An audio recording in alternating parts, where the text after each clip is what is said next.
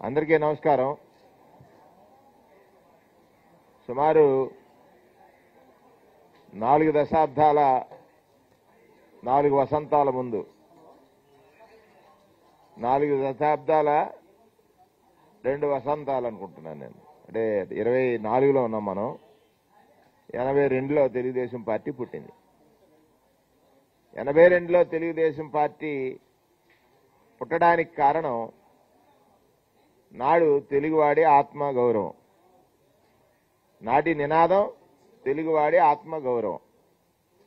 స్వర్గీయ ఎన్టీ రామారావు గారు తెలుగువాడి ఆత్మ నినాదాన్ని, ఆత్మగౌరవాన్ని ఢిల్లీ వీధుల్లో తాకట్టు పెడుతున్నారు అనేటువంటి నినాదంతో తెలుగుదేశం పార్టీని పెట్టి 9 మాసాల్లో అధికారంలోకి రావడం, వచ్చిన సందర్భాల్లో 2 రూపాయలు కేజీ బియ్యం అని కానీ, 50 రూపాయలకే రైతును ఆదుకోవడం కోసం ఉచిత హార్స్ పవర్ విద్యుత్ ఇచ్చే విధానం కానీ, మహిళల కోసం ప్రత్యేకంగా మద్య నిషేధం కానీ, ఈ 3 కార్యక్రమాలతోటి తెలుగుదేశం పార్టీ పుట్టింది.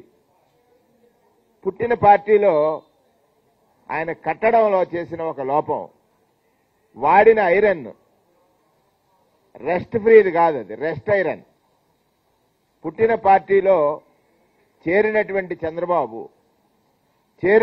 చంద్రబాబు ఏ ఆశయంతో అయితే, ఏ తెలుగువాడి ఆత్మగౌరవం అని తెలుగు ప్రజల అభిమానాన్ని చూరగొనటానికి ప్రయత్నించిన ఎన్టీ రామారావు గారు తెలుగువాడి ఆత్మగౌరవం మరి పైలోకాల నుంచి ఏం చూస్తున్నాడో నాకు తెలియదు. కానీ ఇవాళ రాత్రి 11:45 చంద్రబాబు నాయుడు గారు తాకట్టు పెట్టే విధానం, చంద్రబాబు నాయుడు గారు తాకట్టు పెడుతున్న విధానాన్ని చూసి ఎన్టీ రామారావు గారి ఆత్మ ఘోషిస్తుంది. ఎందుచేత? అల్లుడు కదా అని పార్టీలో చేర్చుకున్న తర్వాత మామ కదా అని ఆయన ఆ గౌరవాన్ని ఎక్కడ ఉంచలేదు. ఆయన క్యారెక్టర్ని చాలా దారుణంగా అసాసినేట్ చేశాడు. అసాసినేషన్లో ఎన్టీ రామారావు గారిని పదవిని దించేసిన తర్వాత నలుగురు కలిసి, ఒక ఈనాడు, ఆంధ్రజ్యోతి, TV5 లాంటి వాళ్ళు కలిసి ఈ రాజకీయాల్లో ఒక వ్యాపారాన్ని, రాజకీయం అంటే ఒక వ్యాపారం అని, రాజకీయం అంటే ప్రజాక్షేమాన్ని కాంక్షించేదిగా ఉండాలని, ప్రజాక్షేమానికే రాజకీయాలు ఈ దేశంలో అవసరమని, నాటి రాజ్యాంగ నిర్మాత బాబాసాహెబ్ అంబేద్కర్ ఆశించిన ఆశయాలకు విరుద్ధంగా పాలనలో సంస్కరణలను పేరు తెచ్చి దోపిడీకి దారితీసి, ఆ రోజు వరకు సర్పంచులందరూ కూడా చంద్రబాబు నాయుడు పాలన రాకముందు ప్రజాధన పరిరక్షకులుగా ఉండేవారు, ప్రజాధనాన్ని పరిరక్షించేవారిగా ఉండేవారు. చంద్రబాబు నాయుడు ముఖ్యమంత్రి అయిన తర్వాత సర్పంచుల్ని కాంట్రాక్టర్లుగా మార్చాడు. జన్మభూమి అని పేరుతో పేదల యొక్క ఆత్మగౌరవం మీద దెబ్బతీశాడు. జన్మభూమి పేరుతో ఏం చేశాడు? 30% కాంట్రిబ్యూషన్ కట్టాలట. ఏఎస్సీ కడతాడు ఆయన, ఏబీసీ కడతాడు ఆయన. నీవు నీ వాళ్లకు పని చేసుకోవడం కోసం 30% కాంట్రిబ్యూషన్తో రోడ్లన్నీ నీకు, డ్రైన్లన్నీ మాకు. డ్రైనేజీలు కాదు, కాలనీలన్నీ డ్రైన్లుగా మార్చేసిన విధానాన్ని ఒకసారి గుర్తు చేయాలి. ఏ ఆశయం కోసం ఎన్టీ రామారావు తెలుగు ప్రజల యొక్క ఆత్మాభిమానాన్ని కాపాడుతాను, ఆత్మగౌరవాన్ని రక్షిస్తానన్న తర్వాత ఒక సందర్భం కాదు, రాష్ట్ర విభజన సమయంలో జగన్మోహన్ రెడ్డి గారు పార్టీని స్థాపించే సమయంలో చీకట్లో చిదంబరం కాళ్లు, ఎన్నికల ఒక్కొక్క పార్టీతో పొత్తు, ప్రతి ఎన్నికలకు ఒక్కొక్క పార్టీతో పొత్తు. తన రాజకీయ వ్యూహం అంతా కూడా కుటిలత్వం, కుతంత్రం, కుయుక్తులు, వీటితోటే రాజకీయాలు చేయాలనేటువంటి ఒక సంకల్పమే అతనిది. అది నిన్నటితో తేటతెల్లం అయిపోయింది. నిన్నటి వరకు పవన్ కళ్యాణ్, చంద్రబాబు నాయుడు కలిసి పోటీ చేస్తా ఉన్నారు. రాత్రి బీజేపీతో పొత్తు కోసం పరుగులు తీస్తా ఉన్నాడు. ఒక్కసారి మీడియా మిత్రుల్ని, రాష్ట్ర ప్రజల్ని, మీడియా మిత్రుల్ని, రాష్ట్ర ప్రజల్ని నేను కోరుతా ఉన్నాను. ఇది సోషల్ మీడియా యుగం. ఇది సోషల్ మీడియా యుగం.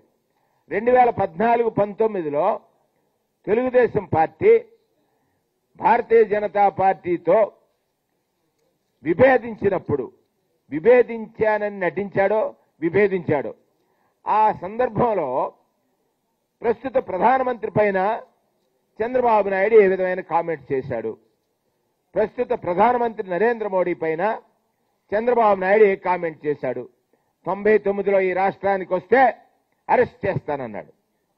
చంద్రబాబు నాయుడు ఆ రోజు ప్రధానమంత్రిని అరెస్ట్ చేస్తానన్నటువంటి విధానం భారతీయ జనతా పార్టీకి వ్యతిరేకంగా ఈ దేశంలో పలు పార్టీలతో కలిసి ఒక కూటమిగా ఏర్పడి తనకున్నటువంటి అనుభవం ద్వారా రాజ్యాధికారం సాధిస్తానన్నాడు. ఇవన్నీ కూడా వట్టి మాటలు కదా, అబద్దాలు కదా. రాత్రి ఈ తెలుగు ప్రజల ఆత్మగౌరవాన్ని తాకట్టు పెట్టడానికి నీవెళ్ళి ఎవరి కాళ్ళు పట్టుకున్నావు నాయనా? ఎవరి కాళ్ళు పట్టుకున్నావు? ఇక్కడ పవన్ కళ్యాణ్ కాళ్ళు పట్టుకున్నావు. పవన్ కళ్యాణ్ని కాళ్ళట్టుకున్నావంటే లాగేయడానికే, కాళ్ళట్టుకున్నావంటే లాగేయడానికే.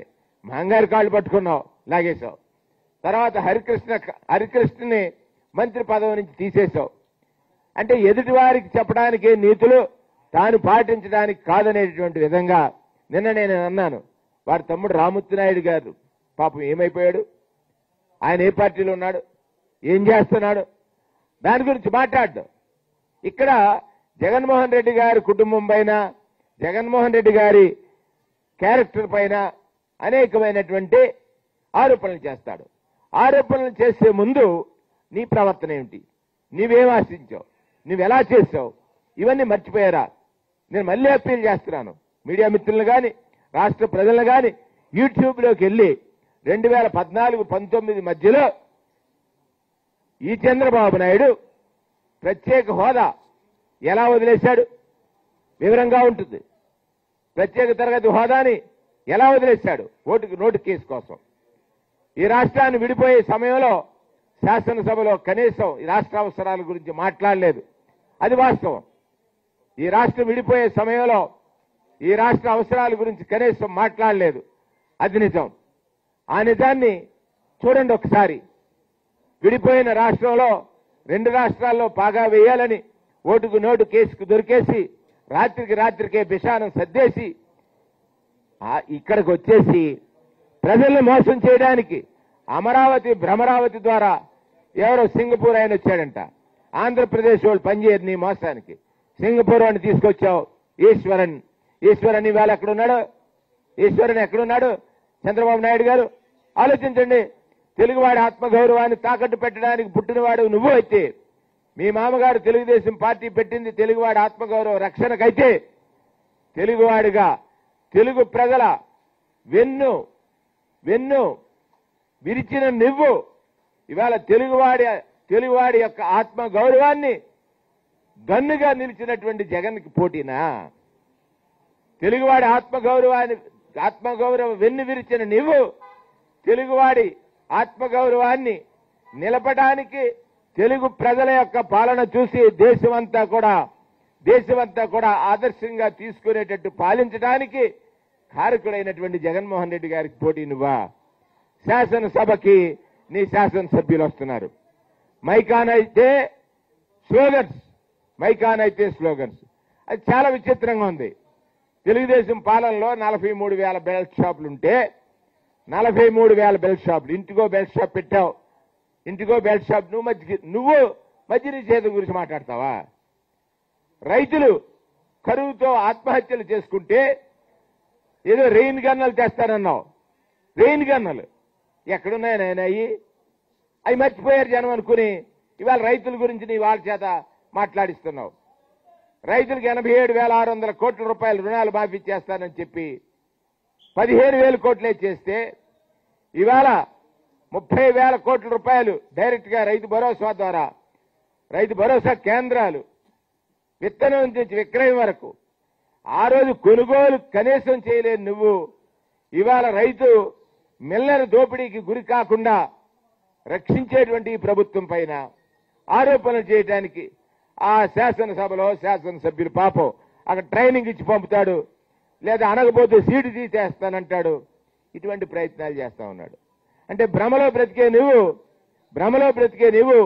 నిజాలు తెలుసుకోలేరు ప్రజలనుకుని, భ్రమలో బ్రతికే నువ్వు నిజాలు తెలుసుకోలేరు ప్రజలనుకుని భ్రాంతితో ఉన్నావు. తెలుగువాడి ఆత్మగౌరవాన్ని ఢిల్లీ వీధుల్లో తాకట్టు పెట్టడానికి నీ అధికార దాహం తెలుగు రాష్ట్రాన్ని ఇప్పటికే నాశనం చేసింది. ఆత్మగౌరవ రక్షణ కోసం తెలుగుదేశం పార్టీ పుడితే ఆత్మగౌరవ భక్షణ కోసం చంద్రబాబు నాయుడు పుట్టాడు. తెలుగువాడి ఆత్మగౌరవ భక్షణ కోసం ఆయన రక్షణ కోసం పెట్టాడు, ఈయన భక్షణ కోసం పుట్టాడు. ఈ భక్షకుడు రాత్రులు అర్ధరాత్రి కాళ్ల మీద పడి బేరాలు కుదుర్చుకుంటున్నాడు. 14 ఏళ్లు ముఖ్యమంత్రి చేసిన నువ్వు నేనే మంచి చేశాను నాకు ఓటు వేయమని అడిగే ధైర్యం ఉందా? నేనే మంచి చేశాను 14 ఏళ్లలో నాకు ఓటు వేయండి ప్రజలారా అని అడిగే ధైర్యం నీకుందా? లేదు. మంచి చేసి ఓటు అడిగే ధైర్యవంతుడు జగన్ అయితే తాను ఓడించడానికి ఎంతమంది కాళ్ళైనా నేను పట్టుకుంటాను, తెలుగు ప్రజల ఆత్మగౌరవాన్ని నా కోసం తాకట్టు పెట్టుకుంటాను, తెలుగు ప్రజల ఆత్మగౌరవాన్ని నా కోసం తాకట్టు పెట్టుకుంటాను అన్న చంద్రబాబు నాయుడు నిజ స్వరూపాన్ని పౌరులారా, రాష్ట్ర ప్రజలారా, మీడియా ద్వారా వీక్షిస్తున్నటువంటి ప్రేక్షకులారా ఒక్కసారి గమనించండి. 2014-19 మధ్యలో బీజేపీ పార్టీ ద్వారా ఈ రాష్ట్రానికి జరిగినటువంటి నష్టం గురించి మాట్లాడిన వ్యక్తి పెద్దగా ఎవరు? చంద్రబాబు నాయుడు. రాత్రి మళ్లీ బీజేపీ పొత్తు కోసం వెళ్ళాడు. పవన్ కళ్యాణ్ ఆయనకి రాష్ట్ర ప్రజల అవసరాల మీద గాని ఈ రాష్ట్ర ప్రజల కష్టాల మీద గాని అవగాహన లేనటువంటి వ్యక్తి. కేవలం పుస్తకాల్లో ఏదో రాసిస్తే చదవాలనేటువంటి తత్వం. ఒకే ఒక్క ప్రశ్న, పవన్ కళ్యాణ్ గారు మీరు ఆలోచించండి. ఈ దేశానికి ప్రజాస్వామ్యంలో దేశానికి స్వాతంత్ర్యం వచ్చిన తర్వాత ప్రభుత్వాలు ప్రజల యొక్క ధనానికి పరిరక్షకులు. ప్రభుత్వాల ఆలోచనలు పెద్దల దగ్గర పెద్దలైతే ఏ రకంగా ట్యాక్సెస్ కలెక్ట్ చేస్తామో వాటిని పేదవాడికి చేరిస్తేనే పేదవాడి జీవితంలో మార్పు వస్తుందని ప్రజాస్వామ్యం చెప్పింది. కానీ పేదవాడికి మంచి జరిగితే ఆ ప్రభుత్వాన్ని ఓడిస్తానన్న మాట ప్రజాస్వామ్యవాదులు ఎవరూ కూడా వినకూడదు, కనకూడదు. ప్రజాస్వామ్యం మీద నమ్మకం ప్రజలకు కోల్పోతారు. ఇవాళ పేదరికం 11 నుంచి 4% తగ్గింది. కారణం విదేశాల్లో ఉన్నటువంటి ఆర్థిక శాస్త్రవేత్తలందరూ కూడా చెప్తా ఉన్నారు. 11 నుంచి 4% తగ్గిందంటే కారణం పేదవాడి చేతికి డబ్బు చేరింది. చేర్చడానికి దళారీ వ్యవస్థ పోయింది, అవినీతి పోయింది, ఆశ్రిత పక్షపాతం పోయింది.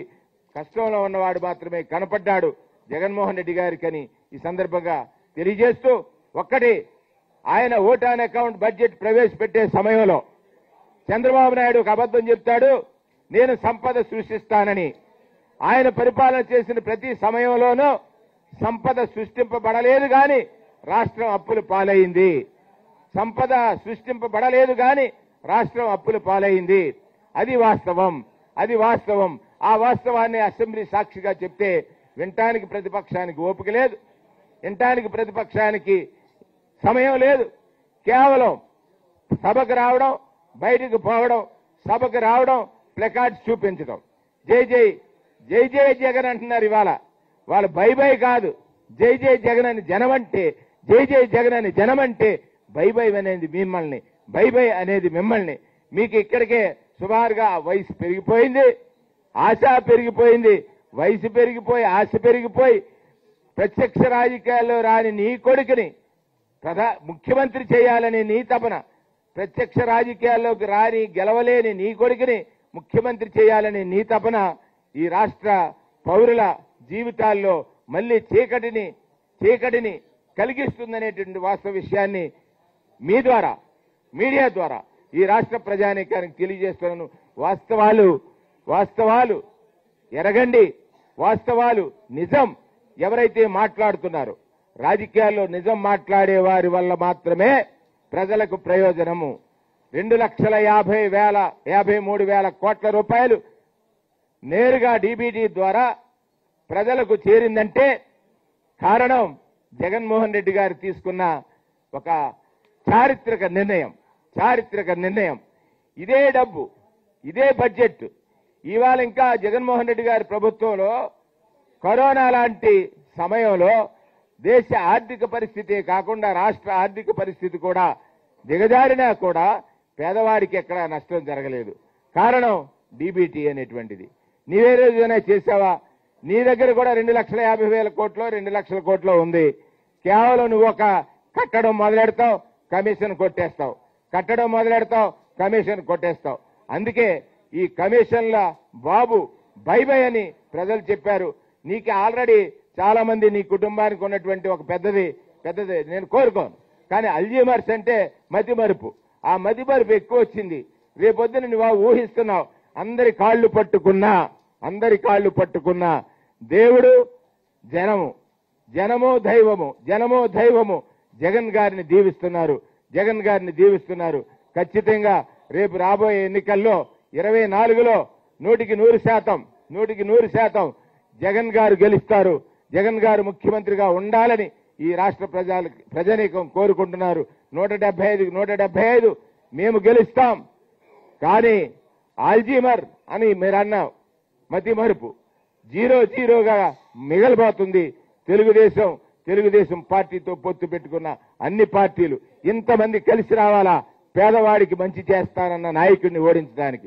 ఇంతమంది కలిసి వస్తున్నారు పేదవాడికి మంచి చేస్తానన్న నాయకుడిని ఓడించడానికని ప్రజానీకం ఎరగాలని, ఎరిగి మీరు సరైన సమాధానం చెప్పగలిగినటువంటి న్యాయ నిర్ణేతలు మీరే, దైవాలు మీరే. ఓటు అడిగేటువంటి ప్రతి నాయకుడు మీ దగ్గరకు వచ్చినప్పుడు అడగాల్సిన బాధ్యత కూడా ప్రజలదే అని ఈ సందర్భంగా మనవి చేస్తా ఉన్నాం.